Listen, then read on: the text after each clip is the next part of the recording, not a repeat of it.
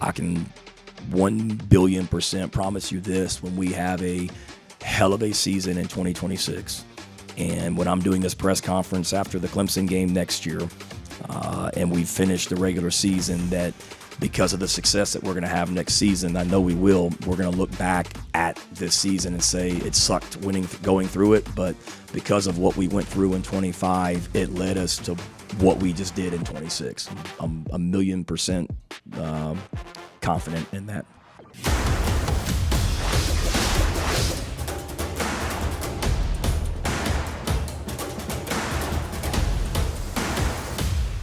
Welcome onto the sideline, everybody. Matt Dowell and Jared Parker with you. Our last show from Williams-Brice Stadium of the year. South Carolina and Clemson, another edition of their rivalry game tonight, and it was Clemson who got the win. This one 28-14. Jared, of course, we'll start by talking about the South Carolina side of things, and then Claire Foley's going to join us. She was in the press room with Dabo Swinney, so we will hear what Clemson had to say after this win, and then we will talk a little bit at the very end of this episode about South Carolina women's basketball and their busy Thanksgiving week that they had over in Las Vegas. But Jared, let's start with the rivalry game. That's why we're here at Williams-Brice Stadium. A cold day to end the regular season, and for South Carolina, it's the end of what Shane Beamer said is and was a disappointing season. And I think everybody involved can agree on that. This team had so many expectations, so much excitement just 3-4 months ago. And wow, is it crazy how things can change so fast. South Carolina losing this game 28-14, Jared, and frankly, the score was a lot closer than the game felt. It really felt like Clemson was the better team overall. A couple of big plays from South Carolina made this score look closer than it really was if you were here, watching the game. But Jared, you're on this literal sideline of this game. You have been all season long. What did you notice from the South Carolina side in this one? I mean, I could definitely say, as much as both sides of this rivalry try to push out the rivals thing, you feel it. Mm-hmm. Pre-game, Clemson players, they're chirping back at the student section a lot more than any other team has all season. And same thing with the South Carolina players. When Clemson runs out, they run up to meet Clemson, kind of chirp at them as they're running out. So there was a lot of angst, I feel like, and tension on the sideline. I heard, and this is, just a story from me. I don't know what measure of this there truly is, but I heard a lot more anger on the sidelines of South Carolina walking up and down. I heard a lot more yelling, especially on the defensive side, than I usually hear. And I think we can kind of see that because especially towards the end when Clemson was just running it right at South Carolina and getting first down after first down, that anger definitely spilled over on the sidelines. So a lot of emotions in this one. South Carolina wanting to end their season on a high. They weren't going to a bowl game regardless, so this was the finale of the year.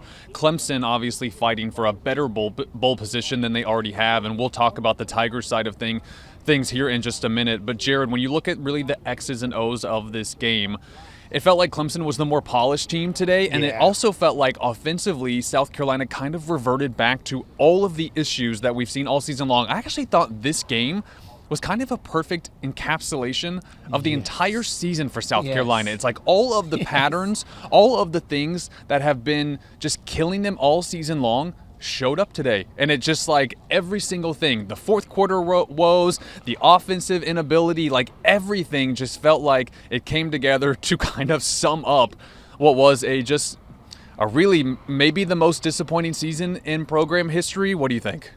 Oh, that's a rough one. But yeah, that fourth quarter especially, I don't think I could have put it more perfect than you just did. That fourth quarter was South Carolina's season in a nutshell. Yeah. The sacks, the turnovers, the failure to move the ball. If there was one quarter that you could say, what was South Carolina's season?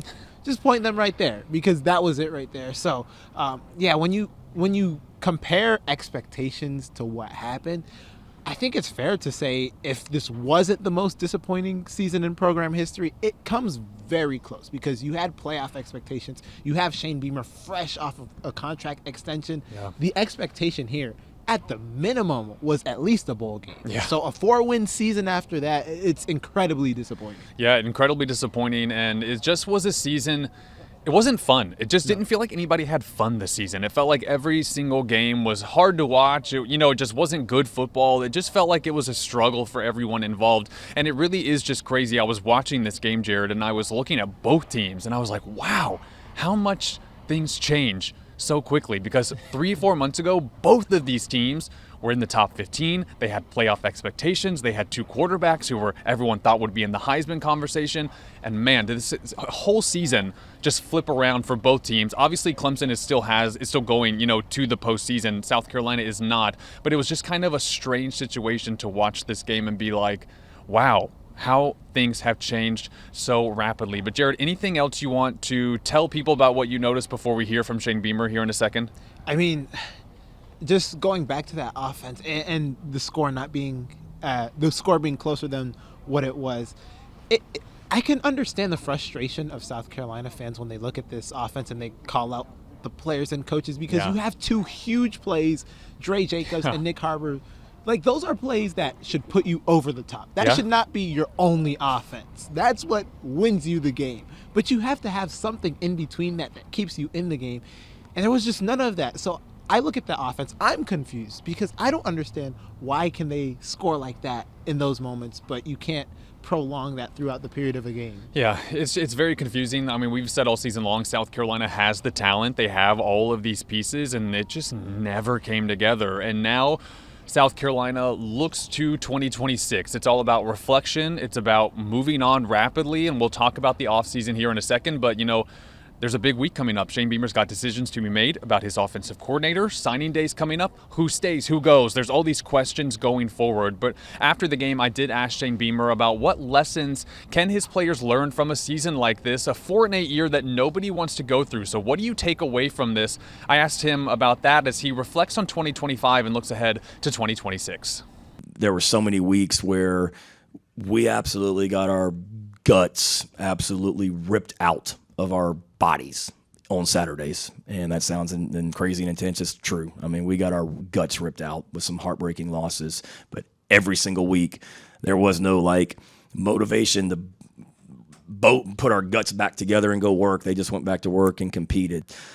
I hate that we've gone through this. I hate it for the seniors that don't come back, but I can 1,000,000,000% promise you this: when we have a hell of a season in 2026, and when I'm doing this press conference after the Clemson game next year, and we've finished the regular season, that because of the success that we're going to have next season, I know we will, we're going to look back at this season and say it sucked going through it, but because of what we went through in 25, it led us to what we just did in 26. I'm 1,000,000% confident in that. So, I mean, Jared, that was Shane Beamer again, kind of hyping up a big 2026, saying that they expect to have a great year, learn from this, be back in that playoff conversation, which is what he's kind of been pushing.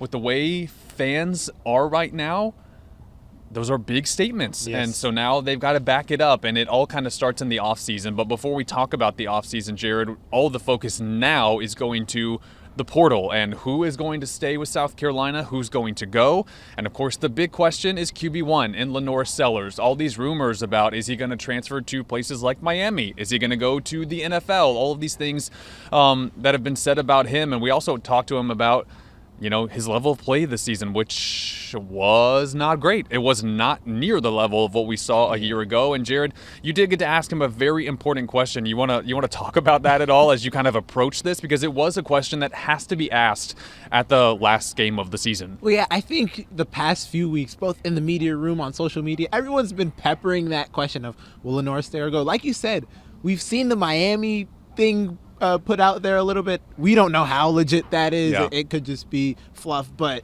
yeah, it's the question everybody wants to know the answer to. And I think LaNorris Sellers, whether he knew or not he was going to be asked, he knows it's a question that people care about. I'm sure it's not his first time being asked that by somebody. Maybe someone yelled it at him or whatnot.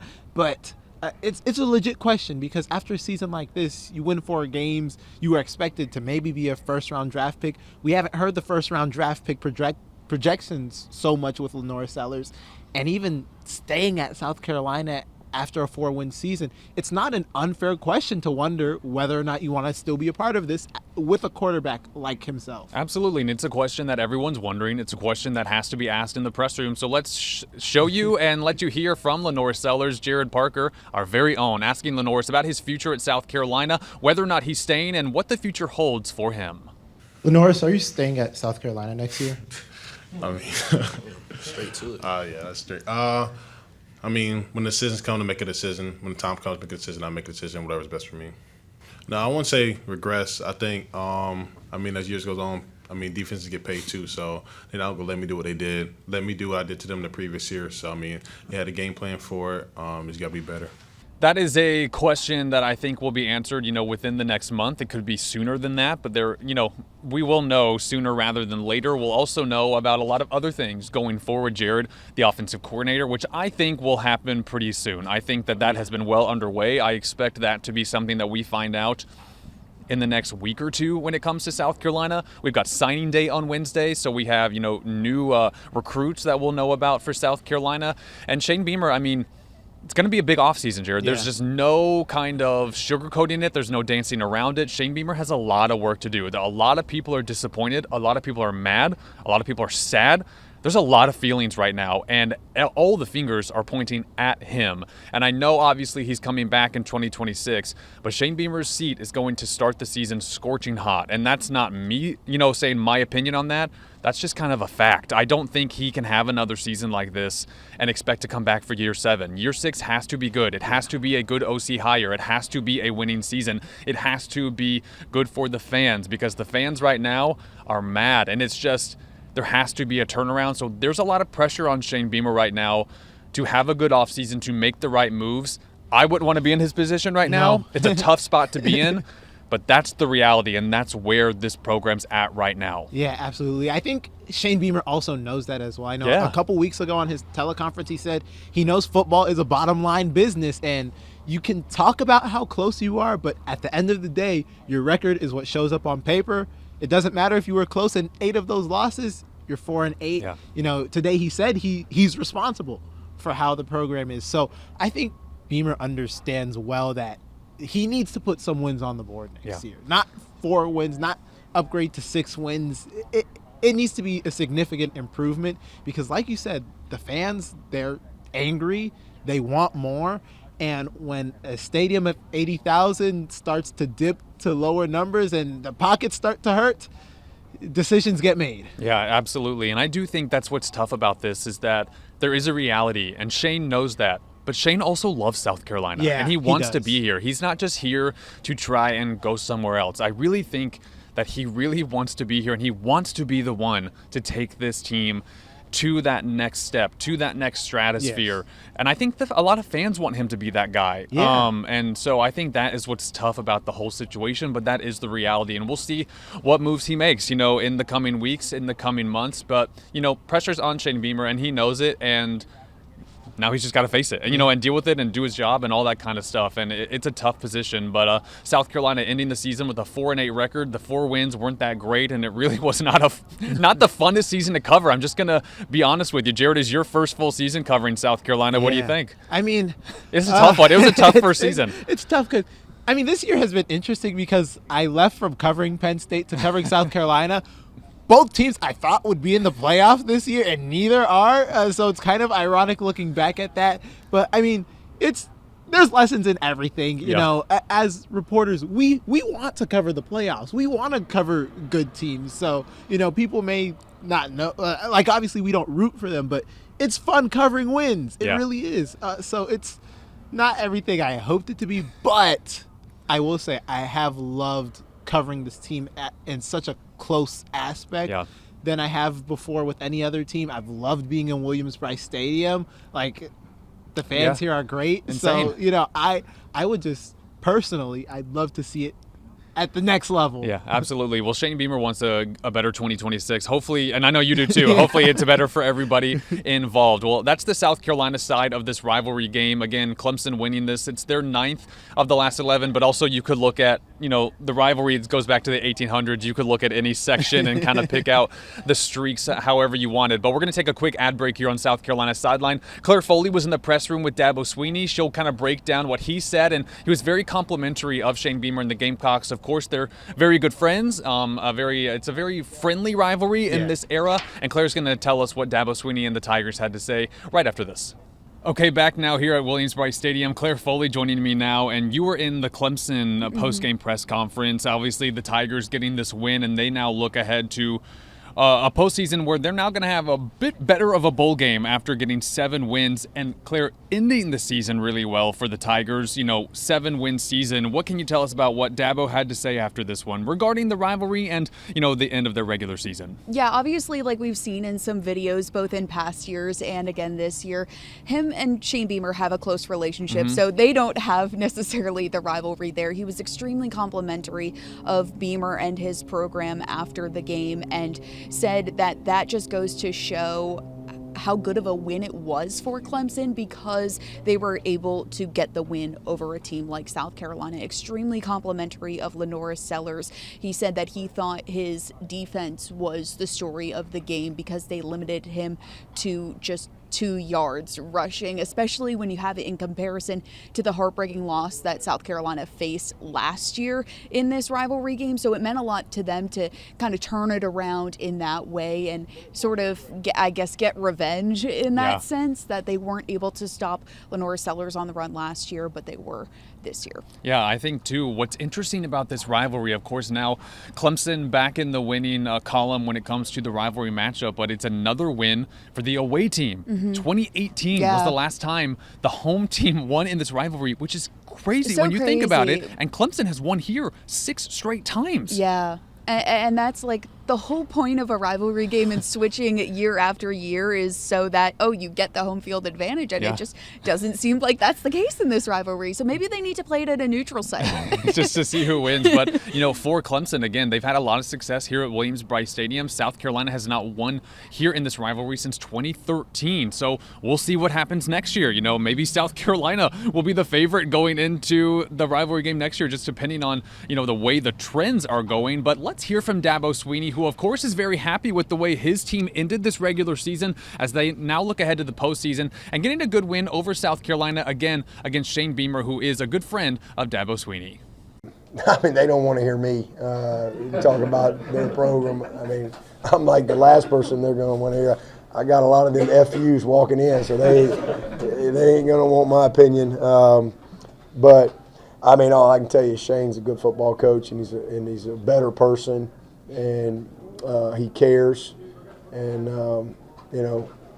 again, I think these are reactionary games where you can really overreact. I mean, all I can tell you is I lost 5 in a row, and we were really good teams. And again, we had 15 turnovers to their 3, and that was a bad run, and but we were a good team, and they were a good team. But you hang in there, and I'm glad that Clemson people didn't give up on me. I mean, that was a bad stretch, but we were winning big games. I mean, we were beating Ohio State, we were beating LSU, we're beating Oklahoma, we're winning big games, we're doing a lot of stuff, but we're coming up short in this game. And that was like I said, I had a lot of people come up to me and say, yeah, 11-2, congrats. I'd rather go 7-5 and beat the Gamecocks. And so, and that's the true story. But Clemson people just hung in there, and you just got to keep battling. I mean, eventually these things, you find a way. But again, I'm not gonna evaluate for the Gamecock people. But all I can tell you is, Coach Beamer's he's a good coach. He cares. He's about the right things, and got a lot of respect for him. So for the Clemson perspective now, it's a wait-and-see game for them to see which bowl they get selected to. A lot of things pointing up north. It's a lot of projections, so we'll see. So I'll be keeping this coat on, it appears. Yeah, get ready for the cold, Claire, because you'll probably be with Dabo Swinney and Clemson going forward. But again, a good win for Clemson. They're happy with the way their season ended. And I think what's interesting about this rivalry as we close another chapter is, like you said, in this era that we're in, there is not that hatred and animosity between, head coaches, because they are really good friends and they do like each other. And so it's just a different vibe in this era that we're in between Clemson and South Carolina. I mean, think about it. What other true rivalry in the coach's opening statement says, I really feel for Shane Beamer and Emily and his family that they have to go through something like this, but I know he'll turn. What rivalry is that? Yeah, it ain't happening at Michigan and Ohio State. And it's a good thing. It's a good thing that we're all friends. Yeah, absolutely. So another chapter of this rivalry in the books. Clemson, again, with the bragging rights. That's going to wrap up our rivalry coverage for today, but before we end our episode, Claire and I are going to give you a quick recap of South Carolina women's basketball, who had a big week out in Las Vegas for Feast Week and suffering their first loss of the season. A quick ad break here on South Carolina Sideline. We'll talk women's basketball right after this. Okay, as we wrap up our final episode from Williams-Brice Stadium, we're going to switch gears to basketball real quick because, Claire, we can't have an episode without talking about what was a huge week for Dawn Staley and the South Carolina women's basketball team out in Las Vegas. We're getting cold out here, so we're going to keep this kind of quick and give you guys as good of analysis as we can because, Claire, they had a good win over Duke, who still is struggling this season, which is a big shock to me, but a 17-point win over the Blue Devils, who still have experience, so it is a good win for the Gamecocks there. And then, of course, that buzzer-beating loss to Texas in the championship game of this Players Era tournament. So there's a lot to break down in that Texas game and a lot to look at with South Carolina. I'm one that, when you look at this championship, Texas, South Carolina, and UCLA were all there together. They're all top 4 teams. 2 of them were losing this week, and that's just kind of what you get when you do schedule tough. And so I applaud everyone for agreeing to play in this tournament. Texas is the one that walks out undefeated. For South Carolina, they did not play a good game. They were sloppy. Yeah. They were 16 of 32 on layups. A lot of chances to win that game. And they obviously missed all those free throws at the end. But if you are Dawn Staley in South Carolina, I think this is a good loss. I think it's one that you can learn a lot from, and you're losing on a buzzer beater to another top 4 team. It's not like they're losing to someone ranked 100 in the country. It's a shock. Texas is a really talented team. Yeah. They play really good defense. They, have really experienced players. So for me, a top 4 loss, a neutral site in November, it could be worse. To me, that is a good loss for South Carolina and one that they're going to learn from going forward. And I think especially when you think about all of the mistakes that they did make and they're fixable ones, that they still were in it till the final second of this game and they had their opportunities to win. So if they are able to clean up with those little things, which I'm sure they will, I think they're going to be just fine. Yeah. But one pattern I've sort of noticed, and it even was that way at some points last year too, is their ability to get off to a fast start. And especially as you start to get into SEC play, you don't want to find yourself in a hole too soon that you can't get out of it. Where South Carolina last year, they had the bench that was their big advantage over these other teams, that when they had their second round going in, the other team didn't necessarily have those scorers. Now with less people on their roster and not so many of those high scoring shooters on their team, it is something that is going to come into account. That does South Carolina have that 1-2 punch that they've been used to? Absolutely, because you think about last year, the bench was outscoring the starters every single game. On Thursday, 2 points from the bench. I mean, that's a drastic change. So, and again, a lot of this bench is inexperienced. They're still learning. They're young.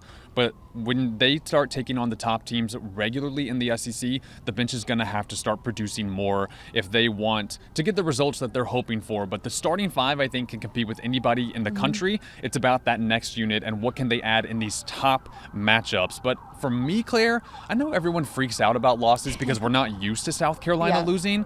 But basketball, the losses happen. It's not like football where one loss is just can be detrimental to a season. This is a loss that I think is good for South Carolina. I'm not bothered by this at all. I think Texas is a great team and they're going to play again in January. And I won't be surprised if South Carolina comes out with a very different game plan. I don't know. It's just there are good teams out there. South Carolina, it's a tough one. They hit a buzzer beater. You take it on the chin. You learn from it. You come home. Yeah, and I think that what you said at the beginning of the level of talent that was in this tournament to begin with.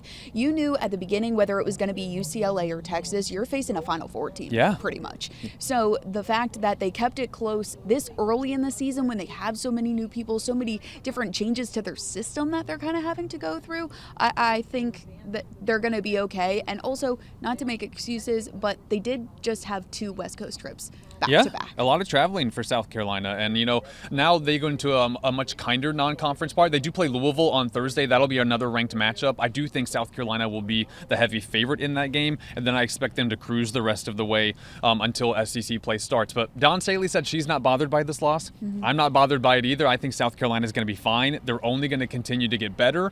And I think it's a good loss for South Carolina. So we'll see how they adjust, how they learn going forward. But I honestly, Claire, with all the new pieces, all the new faces, all the new rotations, I've actually been very impressed by South Carolina early on in the season, even with the loss. And losing by 2, like you said, when you're not playing well, that's a good sign. But they weren't huge mistakes either. Like, it's like, okay. Like layups. They miss layups. They miss free throws. Silly fouls. Like, you can work with that. Fixable things for South Carolina women's basketball. Well, everyone, it's been a great football season. We're here at Williams-Brice Stadium. We're freezing. It is the coldest day of the year. And that wraps up our remote coverage from Williams-Brice Stadium. And, of course, now we will start to transition into basketball pretty full-time. We'll still touch on football, as big news comes out with, the portal hirings that are inevitably going to be happening here in the next few weeks. So we'll still be doing football coverage, but our focus will start to shift more to basketball now that the regular season is over for Shane Beamer and the South Carolina Gamecocks. It's been a great season. I'm looking forward to covering, getting into our basketball mode full time. November's been crazy, doing Getting a little inside. bit of everything. Yeah, we've been doing a little bit of everything. So our workload's going to get a little bit easier, but we've been up since 6 a.m. this morning? We're ready to go home. My alarm went off at 5:30. 5:30. Oh, 5:30. I was a 6 o'clock alarm. But thank you guys for watching and listening. And as always, make sure to like, subscribe, follow us on YouTube or wherever you listen to your podcasts on Apple, Spotify, or Amazon Music. I'm Matt Dowell. She's Claire Foley. Thanks to Jared Parker. As always, we'll see you next time here on South Carolina Sideline.